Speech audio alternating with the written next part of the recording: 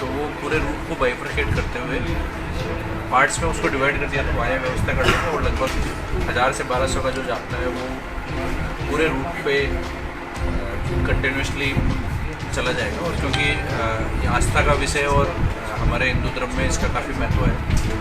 गणेश जी हमारे परम श्रद्धेय देवता है। अभी हाल ही में स्वयं में जो त्रिनेत्र गणेश है उनका बड़ा मेला भरा था और लगभग 10 लाख श्रद्धालुओं ने दर्शन किए।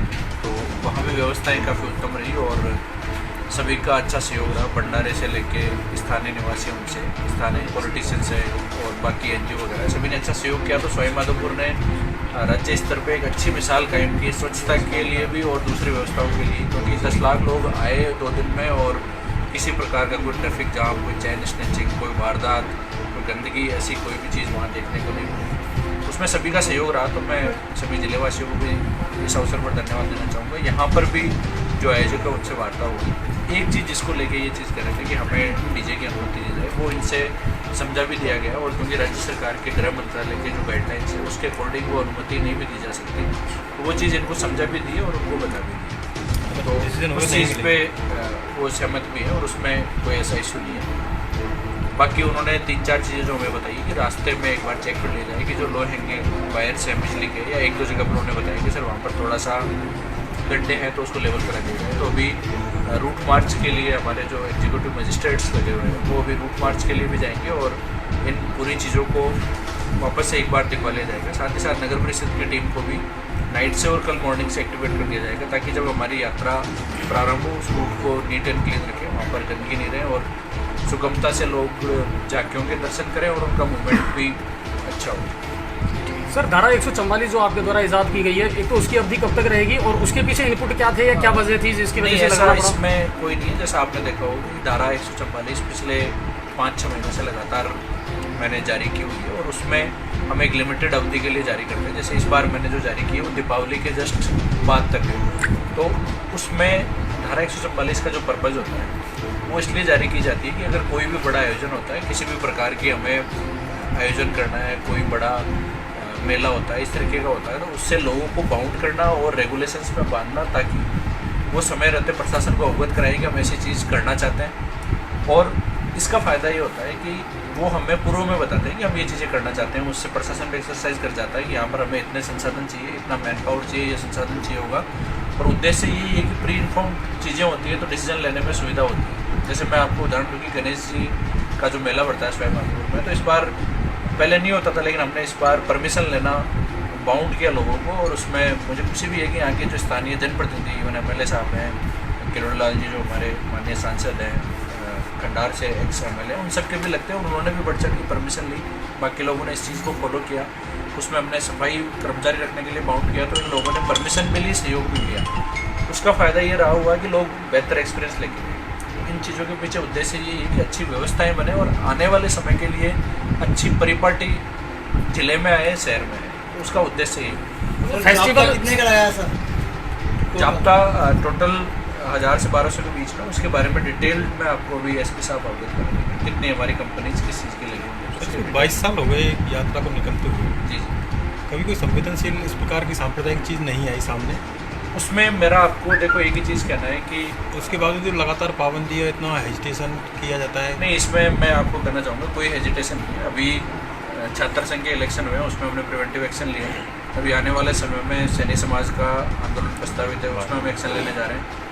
और जो भी आयोजन हो रहे हैं उसमें उसके पीछे मंशा ये नहीं है, लेकिन अगर आपको कोई प्रॉब्लम लगती है, जैसे मैं उदाहरण देना चाहूँगा, खाटू श्याम जी का मेला सालों साल से मैं खुद उसी क्षेत्र से आता हूँ और वही प्रशासन था, वही पुलिस थी, वही एडमिनिस्ट्रेशन था। उन्होंने लखी मेला तक करवाया जिसमें एक दिन में 10 से 12 लाख श्रद्धालु आए और जिस दिन घटना घटी थी उस दिन चंद हज़ारों लोग वहाँ पर मौजूद। ऐसा कोई चीज़ कब होती है वो बता के नहीं आती। और जब एडमिनिस्ट्रेशन का ये जो जाता है, जो इसमें कोई वृद्धि नहीं हुई है पिछले सालों से, जितना जो व्यवस्थाएं पिछले साल रही है, 2 साल कोविड में ये चीज़ें नहीं हुई, तो मोर और लेस जापते या किसी चीज़ में और कोई इंक्रीज नहीं है। लेकिन जो बेसिक चीज़ें वो तो हमें पालना करनी भी चाहिए और अच्छे से करेंगे तो उससे बेहतर इंतजाम होंगे, पब्लिक को सुविधा। मेरा क्वेश्चन अलग है, ये कहना चाहता साहब भी है रहे तो संवेदनशीलता मतलब सांप्रदायिकता कभी इस मुद्दे को लेकर हुई नहीं, तो इसमें अभी भी ऐसा कोई इनपुट नहीं। नहीं है, वही तो मैं कह रहा हूँ। फिर ये रास्ता, इनके जो बदलाव हैं, ये डीजे ये सेम ही रखा है। या फिर इस प्रकार डीजे की परमिशन चेंज ऐसा इसी क्यों? साल जो 30 दिन का ऑर्डर है, उसके बाद मई का जो गवर्नमेंट ऑफ राजस्थान का ऑर्डर है होम डिपार्टमेंट, तो उसमें क्लियरली तो डीजे के लिए तो ये रीज़न है। और बाकी एग्जीक्यूटिव मजिस्ट्रेट है, पुलिस जाप्ता है, वो पिछले साल जो रहा है सर वो साल दर साल चलती है, सारी चीज़ें सेम ही रहा है। एक जो चेंजेस है वो है, वही इसमें चेंज किया गया, इसके अलावा कोई नया चेंज नहीं। और बाउंडेशन है, अगर इस साल ऐसा क्यों हो रहा है वो करा है, तो मैं तो ये कहना चाहूँगा कि ये कलेक्टर और एसपी का खुद का डिसीजन है कि वो किस चीज़ की कैसे प्रिपरेशन करना चाहते हैं। सवाई माधोपुर गणेश जी का मेला हर साल पहले भी बढ़ता था, इस साल भी बढ़ा है। पहले मीटिंग कलेक्ट्रेट में होती थी और गणेश धाम होती थी। इस बार हमने 3 बार अधिकारियों को ले जाके पैदल जाके एक एक चीज़ देखी, चीज़ों को देखा, समझा, रिक्वायरमेंट समझा, मैन को रिक्वायरमेंट समझा। तो कहीं ना कहीं अच्छी इमेज सवाई माधोपुर की बाहर से श्रद्धालु आए को लेके, और वो सेम चीज़ें इस पर भी लागू होती है। बट ऐसा कोई संवेदनशील है, इस तरीके की कोई इनपुट नहीं है। गणेश जी सब इससे बड़ी यात्रा निकलती है गंगापुर सिटी में, इससे ज़्यादा भीड़ होती है। ऐसी तो कोई यात्रा हमारे 8-9 महीने में तो मुझे नहीं लगता इससे बड़ी जो हमारे पास इनपुट है, सबसे बड़ी भीड़ वाली यही यात्रा है। काफ़ी सैनी समाज की निकली थी, अभी भारत यात्रा भी जो थी ना, उसमें भी इससे ज़्यादा लोग 5-7 हज़ार लोग थे।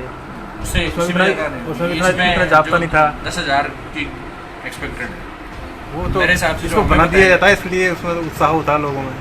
नहीं, ऐसा नहीं है। मेरे हिसाब से जो मुझे बताया, आप लोग यहाँ के स्थानीय निवासी, लेकिन जो मुझे बताया इससे ज़्यादा भीड़ अन्य किसी आयोजन में इलेक्शन के अलावा नहीं अभी हुई थी। यहाँ पर किस किस तरह के इंतजाम किए हैं पुलिस प्रशासन के द्वारा? यहाँ 10 आरपीएस अधिकारियों सहित 4 आरएसी कंपनी और कुल 1200 का डिप्लॉयमेंट किया है। पिछली बार भी लगभग इतना ही था, ऐसा नहीं है कि कोई ज़्यादा किया हो। और आज जो मीटिंग की आयोजन समिति की, पिछले कुछ दिनों से ये सोशल मीडिया पे अलग अलग तरह की अफवाहें चल रही थी, इस तरह की बातें चल रही थी कि प्रशासन इस यात्रा के खिलाफ है, आयोजन समिति के खिलाफ है। तो हमने इनको बुला के वही चीज़ें क्लियर की है कि हम ना तो कोई इस यात्रा के खिलाफ है प्रशासन, ना इनके खिलाफ है। आप लोगों ने देखा होगा कि पिछले 6 महीनों में जितनी भी यात्राएं निकली उन सभी में एक्स्ट्रा प्रिकॉशंस लिया गया है।